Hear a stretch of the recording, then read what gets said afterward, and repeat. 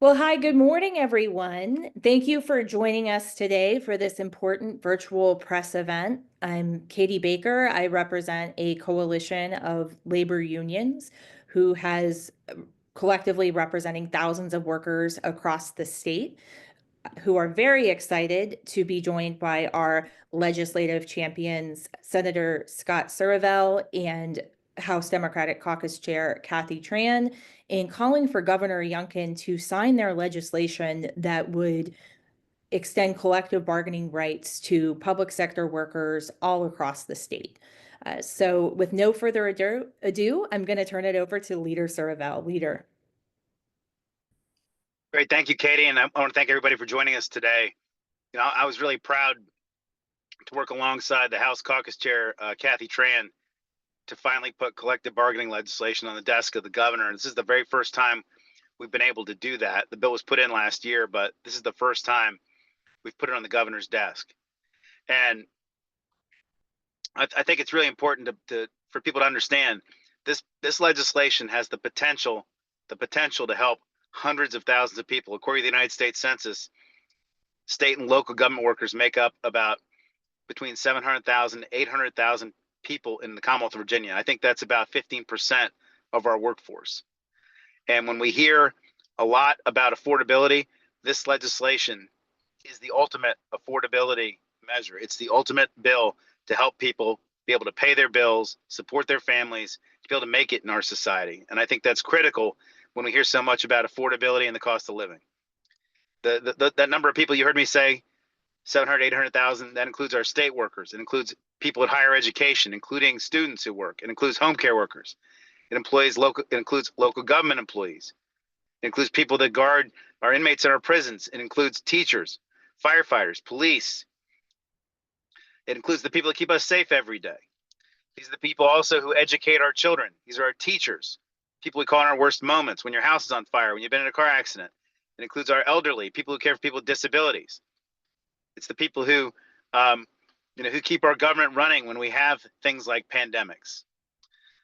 Right now, federal workers in my district, in my zip code, 1 out of 5 people works for the federal government, according to the Northern Virginia Regional Commission. In my district, we have a huge number of federal workers, and right now, government workers feel in many ways under assault. I've been hearing these stories.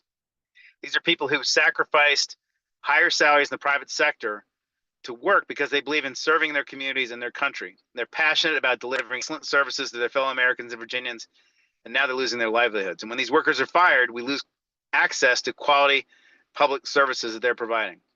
These federal workers who've lost their jobs are people who help you file your taxes. They research Alzheimer's. They care for our national parks. There are people even going to be people at the FBI, the CIA, the BATF. These are people who keep us safe from foreign attacks. And in Virginia, it's important we do the right thing by respecting these people and give them the right to collectively bargain for higher wages and better benefits. Right now, we have a patchwork system, and you only get these kinds of benefits depending on what zip code you live in and whether you have the right local government that cares about these rights. But we think that every government worker has a right to have a seat at the table no matter where you live, and you need to be able to negotiate these things. So we have a clear message to our governor. He needs to side with public service workers to make sure we have better public services for everybody. 68% of voters support this legislation according to polling. Everything that you see says that in states that have collective bargaining, you have higher quality public services because people stay in their jobs longer. You have lower income inequality. You have people that are happy in their job. In a time where we have 20% vacancies in law enforcement, this is a way for us to get high quality government services. And so I sincerely hope the governor doesn't just talk a big game about backing the blue or supporting law enforcement, whatever. He needs to sign this bill and support our government workers by giving them the rights to bargain for the fair pay and benefits. And I hope he does that. Now I think I'm turning it over to Chair Tran. Is that right? Yep, that's correct. Chair Tran. Great. Thank you so much, Leader Surivel and Katie. And hello, everyone. I'm Kathy Tran. I am the Majority Caucus Chair in the Virginia House of Delegates, represent the 18th District, which is parts of Fairfax County. And I appreciate you joining us today. And a very special thank you to the many public service workers who are also with us and whose longtime advocacy helped us get these bills across the finish line into the governor's desk this year. As we all know, what we're seeing at the federal level from the Musk-Trump administration are intentional attacks on federal civil servants. This affects them, our contractors, and thousands of workers who are dependent upon funding to operate grants and their businesses. We're also seeing these MAGA attacks on public sector employees at the state level. And I just want to point out that Utah has passed a ban on public sector collective bargaining in February. But here in Virginia, we value the selfless work and hard work and dedication of our public sector employees. As Leader Serval said, these are our teachers, our home care workers, firefighters, police officers, and state and local employees who work hard each and every day to provide essential services for all of us. And at a time when so many working families are struggling with high costs, with housing costs and other things, that it's our public sector workers are stepping in and are even more critical. And we know that public sector collective bargaining will improve public services for all of us and build a family-first economy. Our workers know what they need to do their jobs better, how they can have safer working conditions, and the opportunities to grow in their fields. We took really important steps in 2020 by giving localities the option to pass collective bargaining in their own communities, and thousands of workers now have bargaining rights. But truly, your zip code should not determine whether or not you're able to collectively bargain and have the best place to work. So we're calling on Governor Youngkin to stand with our public servants, expand collective bargainings in Virginia. It's a critical time to demonstrate our allyship and support for our public sector employees. They really embody the values of public service. So I look forward to hearing from the other comments today, and I'll turn it back to Katie. Thank you so much, Caucus Chair Tran. And you mentioned that Utah law. I recently saw a poll that said 80% of Utah voters opposed that bill taking their collective bargaining rights away. So the public is certainly not on their side. And next, we will have Leah Esslinger from Charlottesville, who is representing the campus workers. Hi, I'm Leah Esslinger. I'm a member of United Campus Workers of Virginia, and I am really excited to be here celebrating a historic win for collective bargaining. We are so close to regaining one of our most basic workplace freedoms, the freedom to come together as workers for fair pay, better staffing levels, and safer working and learning environments through collectively negotiated contracts.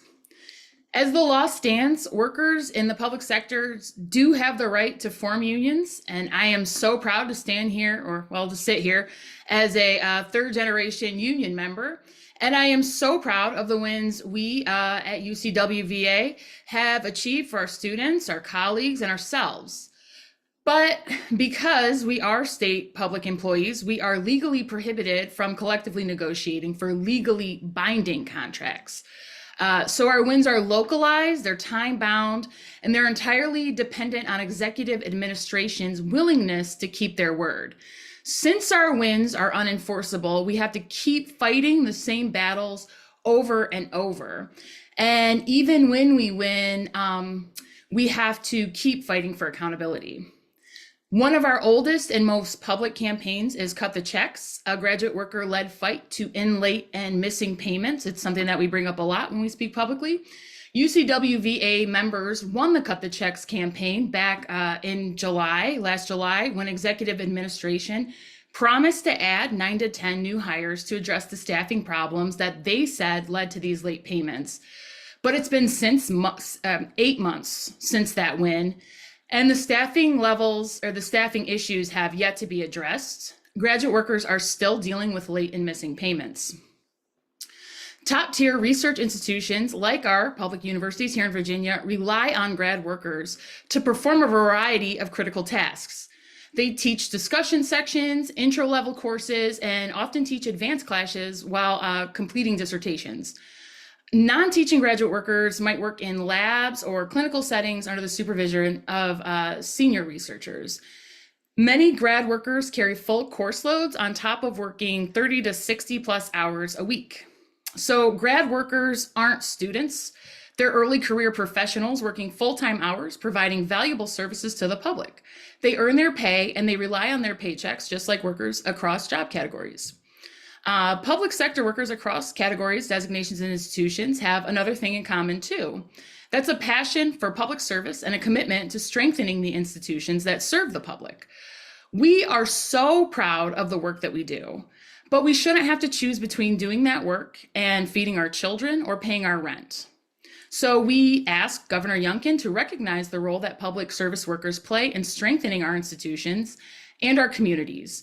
The work we provide as educators, librarians, healthcare workers, bus drivers, and firefighters is crucial. We serve all Virginians. So if Governor Youngkin cares about all Virginians and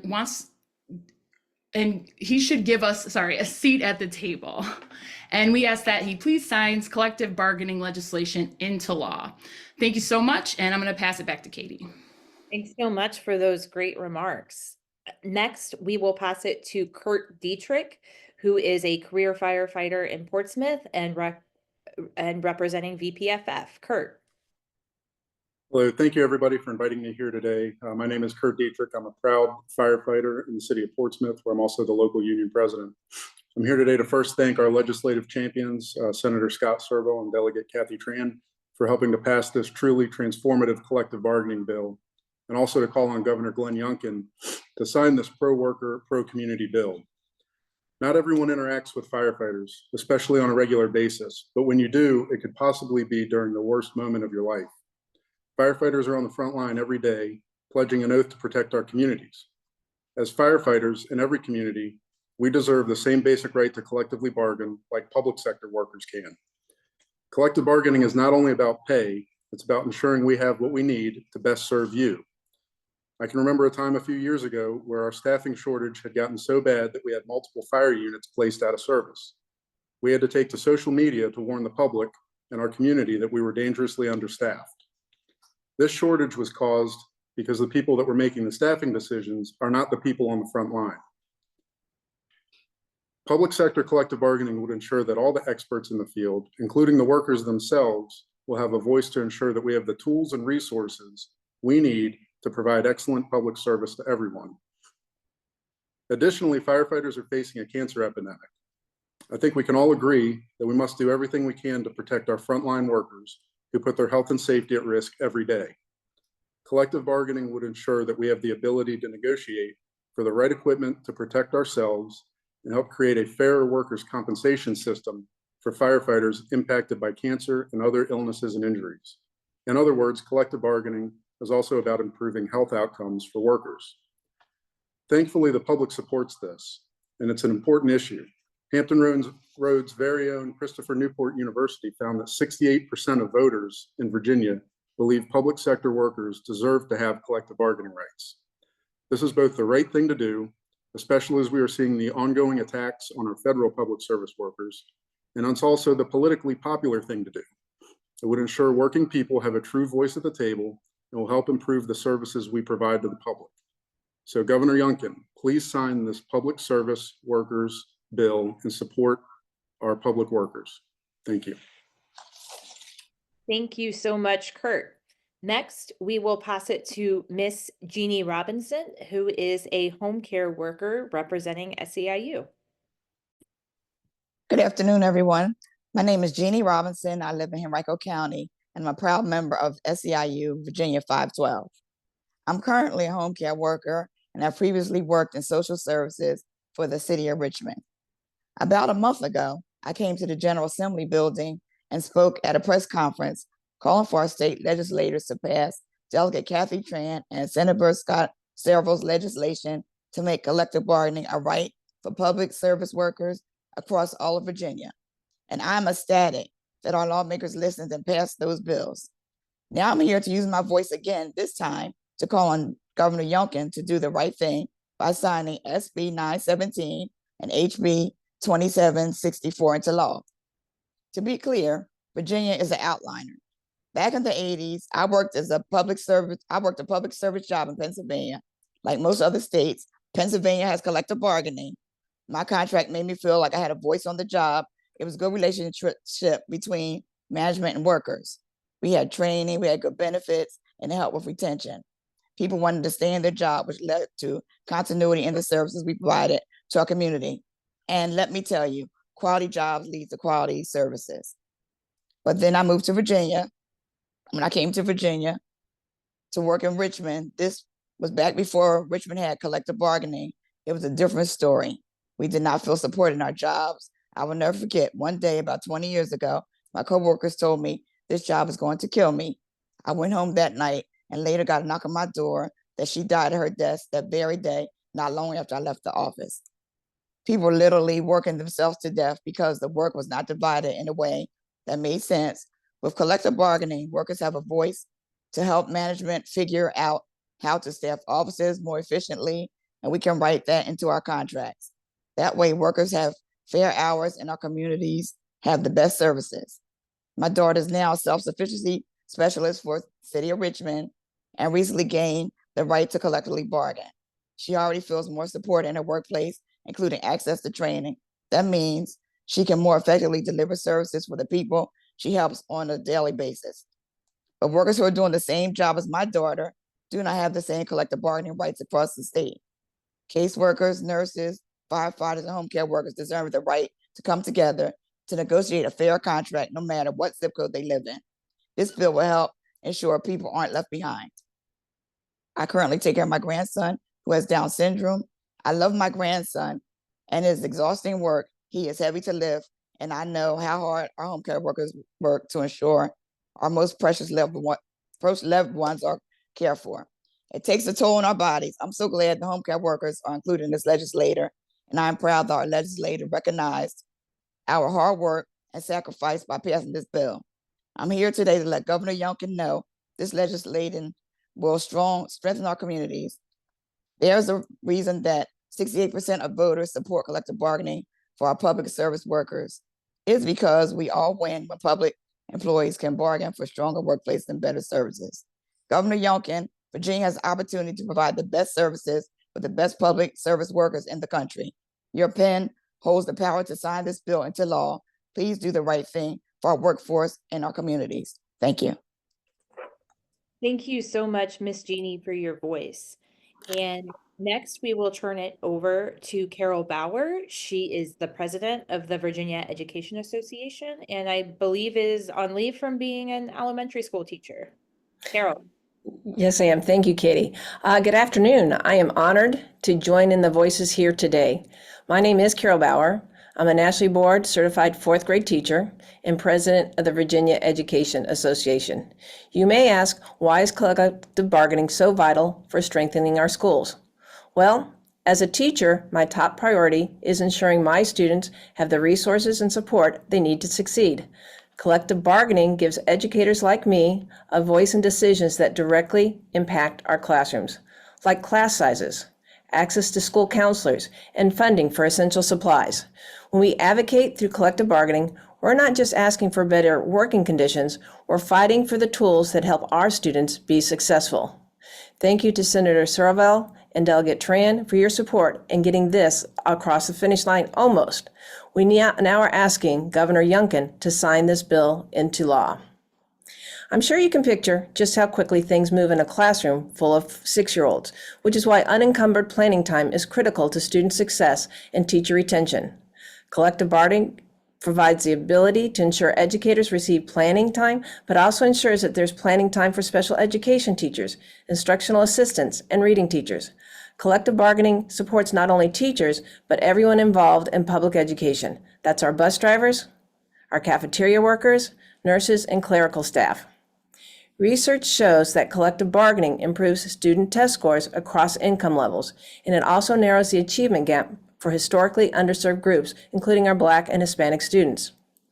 The entire community benefits from collective bargaining for public schools and public sector employees. Collective bargaining is favored by a majority of voters, and we've heard that tonight, for the very same reasons that I've mentioned and the other speakers have mentioned. When workers can join together and negotiate, it results in stronger communities. Thank you. Thank you so much, President Bauer. And I did just want to name that we also the Stronger Communities, A Better Bargain Coalition also represents Virginia AFL-CIO, AFT, VEA, CWA, UFCW Local 400, SEIU, AFSCME, and VPFF, who all represent public sector workers. And I want to open it up to questions from press. I know we have some friends and allies on, but just want to ask that we prioritize letting reporters ask any questions that they might have. Reporters, just feel free to unmute yourself and jump in if you have any questions. Hey, Brad Cutner here from Radio IQ. Thanks for doing this today. Conservative argument against unionization is it'll increase the costs for localities. What do you guys say about concerns of increased locality costs, especially as budgets become increasingly tight in the face of federal everything that's happening right now?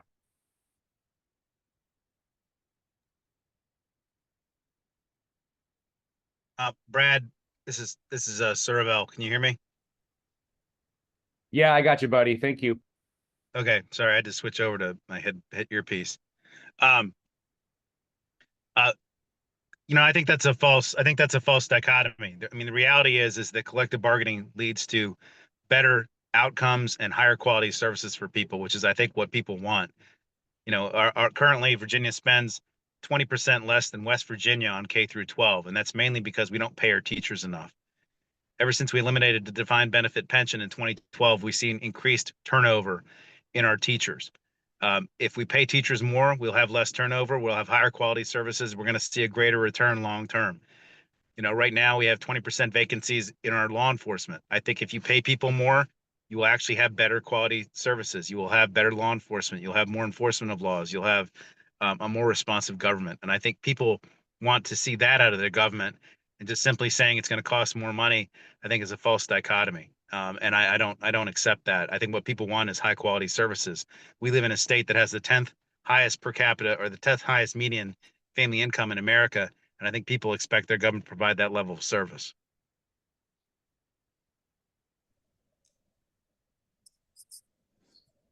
Christian Flores with ABC 7 here.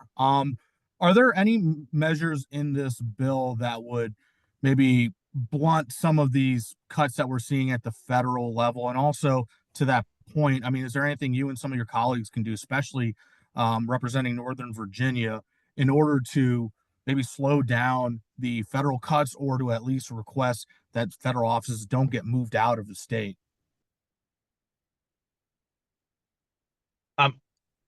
If Chair Tran doesn't want to handle, I'm happy to answer that. Go ahead. I mean, I have some thoughts too, but go ahead. Yeah, we're the state government. We're not the federal government. But what I would say is that what it would prevent is some kind of MAGA style, governor coming into Virginia and trying the same kind of gimmicks in Virginia that they're doing at the federal level right now. I mean, if our workers are able to collectively bargain the kinds of employment protections to prevent happening to them what's happening right now at the federal level, I think that will result in us hiring and retaining better quality workers. I mean, people want to know when they get a job with anybody, and also with the government, that they're not going to be subject to this kinds of political gamesmanship with their ability to support their families and their careers. And so I think if we had collective bargaining in Virginia, it would help us recruit and hire better people. And I think a lot of these federal government workers might want to come work for the state instead of the federal government because of what's going on, unfortunately. I mean, I represent a ton of federal workers, and it's devastating what's going on to them, and it's frankly offensive. And I think in Virginia we can try and lead the way by allowing workers to collectively bargain for protections so that they're not subject to this kind of political gamesmanship that's currently going on, where you got a tech baron, basically destroying people's ability to support their families. Christian, I also want to add that at a time where I think a lot of Virginian families are already experiencing economic uncertainty, and now you have this whole added level of stress for a lot of folks who are in the middle class, it's more critical than ever that we have strong state and local services to be able to meet the needs of all of our constituents. I think ensuring collective bargaining, having a public sector workforce that is, top notch and having a seat at the table is going to be really important so that we can continue to meet the needs of our constituents. And I'm sure you're also aware of the special committee that Speaker Don Scott put together to really assess the impacts of the federal workforce and funding cuts to Virginia. And so that committee already started meeting while we were in session, and they're going to continue their work and make legislative and budgetary recommendations to the House. And I'm sure it'll be parts of our ongoing conversations about how we, as a Commonwealth, are able to really protect and support Virginians and put them first. I see a question from Dave Ress in the chat. Should we take that up?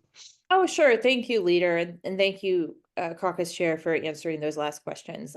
Dave Ress, are there problems or gaps with current state and local government grievance and job security protections? Well, what I would say is that things can always be improved upon. And you would think you have to remember is that we have over 400 local government units in the Commonwealth of Virginia, and there's no uniform grievance system amongst all of them. And I'm sure in many of them, there's room for improvement. Many of these localities, don't have the staffing levels to have a really, well refined, professionalized grievance system. And one of the things collective bargaining could bring is expertise from statewide experts to be able to come in and negotiate and put in place better systems that some localities probably just don't have the resources to implement because they just don't have the staffing to do it. I also just want to point out that under the legislation that we passed, collective bargaining is optional for constitutional officers. And every locality in the state of the 140 cities and counties in the Commonwealth, they have a Commonwealth attorney, they have a sheriff, they have a clerk of court. Most localities have a commissioner of revenue and a treasurer. And all 5 of those constitutional officers in each of those 140 counties can also optionally collectively bargain. And, many of those constitutional officers have no grievance procedures at all. People there are just subject to being fired whenever the constitutional officer wants. And so a constitutional officer could choose to collectively bargain things like grievance procedures if they choose to. And I think that would benefit, thousands and thousands of workers to have those kinds of better protections if the constitutional officer chooses to do so. All right. Thank you, Leader. And I think Brad Kuttner says he has one more. So the likelihood of Youngkin signing this is minimal. Have you all spoken to the Spanberger campaign? And if things go well for you guys this fall, do you have any idea if she's got an interest in signing similar legislation? Thank you. I can take a start at that. I think I'm hopeful that a Governor Spanberger would support public sector collective bargaining. Those are, I know, ongoing conversations with her and her campaign about all of our priorities, and not just this, but I think what's really important is to make sure that we are electing a pro-worker, pro-public servant, majority and statewide this year in our election cycle. I think what we are seeing are these incredible attacks and unwarranted attacks, indiscriminate attacks on our public servants who really are just mission-oriented, dedicated to making sure that we're lifting up our communities and our people, and that's unacceptable. And so we are going to continue pushing for collective bargaining for public sector employees. I really, really, really, challenge Governor Youngkin to take a look seriously at our legislation this year. He has an opportunity to stand with Virginia's public service workers at a time when our public servants are facing unprecedented attacks, and demonstrate that we value the work, we value the people who are doing that work, and that it is an incredibly, important work for our communities. And I hope that he will sign it. I don't want to head into this with the assumption that he won't. Thank And you. I'll just say I spoke with former Congressman Spanberger about this a few months ago, and this legislation has evolved, had a lot of changes to it. It's gone through the process, and I know she hasn't had a chance to review the details of it, the exact parameters. It's the logistics of collective bargaining are actually extraordinarily complicated, and if you want to delve into the details about it, we can. I don't think anybody wants to do that on this call, but I'll just say I think that the former congressman is open to this. I'm gonna say she's opposed, but the specific details is the devil's in a lot of the details, and I'm sure she doesn't have a specific position on this legislation yet. but she didn't say no. She also didn't say yes. So I think that's probably the best way to answer that. With regard to the governor, uh, our governor talks a big game about supporting law enforcement. And, he just got a press release last week from the PBA, who's the largest law enforcement union in the Commonwealth, insisting that he sign this bill. I mean, our police officers are not paid enough for what they do every day. They put their lives on the line every day, as we just saw what happened at Virginia Beach last week, where 2 officers were just conducting a regular traffic stop, and both of them ended up being shot and killed. And, if the governor truly backs the blue, like he says, notwithstanding his stunt to try to defund the police over immigration stuff a few months ago, if he truly backs the blue, this is the ultimate way to support them, to give them the right to collectively bargain, to make sure that they get fair pay, benefits, they get good equipment, they get good support, so that when they go home to their families every night, they know they can support them. And I hope he backs up his words with actions by signing this bill. Thank you, Leader. And I think we have time for one more question. I want to give an opportunity to Sienna Morales from WHRO Public Radio down in Hampton Roads. Hey, hi, thank you. I have a local question for Kurt Detrick, if he's still here. Hampton Roads cities have had pretty different approaches to collective bargaining on the local level. I know Portsmouth has approved it. Cities like Virginia Beach are really resistant to it. And so I was just curious, from your point of view as a firefighter, what effect does that have on the firefighters and other public sector workers who live and work in the area? And what effect does it have on the, different communities that are, make up Hampton Roads? Yeah, the big thing in this region, everybody, similar to Northern Virginia and around the Richmond area, everybody lives and commutes and works in all the different jurisdictions. They're very competitive whenever you're going from jurisdiction to jurisdiction with pay, benefits. But the biggest benefit that this will give us is the ability to talk about staffing, safety equipment, training, fair grievance process that's consistent for everybody. And obviously pay is part of it, but that's not the only part. In our line of work, having the right equipment that works, the right training and gear and staffing is what's going to save lives.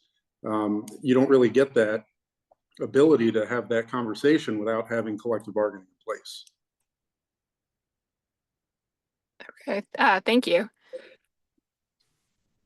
And I think that says it all right there. So we certainly will just close by saying that we hope Governor Youngkin signs this bill. And I want to thank all of our speakers for your time and your voices. And if any reporters have any follow-up questions afterwards, feel free to reach out to us. Thanks so much, and I hope everybody has a great day.